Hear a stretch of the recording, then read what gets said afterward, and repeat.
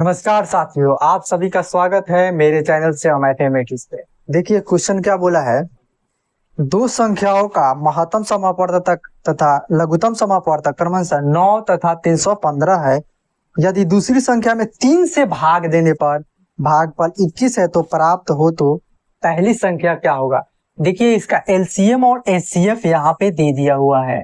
LCM जो है कितना दिया हुआ है, 315 दे दिया हुआ है, और एचसीएफ जो है कितना दे दिया हुआ है, 15 दे दिया हुआ है।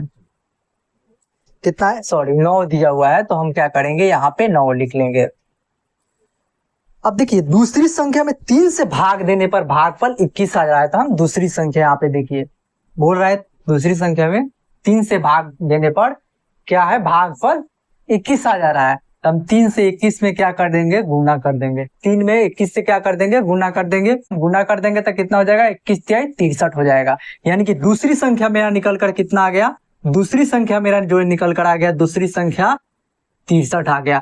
तो क्या बोला है, पहली संख्या क्या होगा। तो पहली संख्या निकालेंगे, यानी कि पहली संख्या गुने दूसरी संख्या क्या होता है भाई, पहली संख्या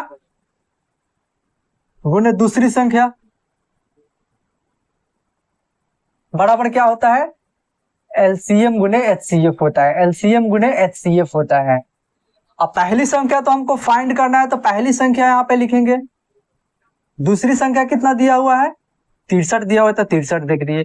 एलसीएम कितना दिया हुआ है, 315, तो 315, और एचसीएफ 9 है, तो 9।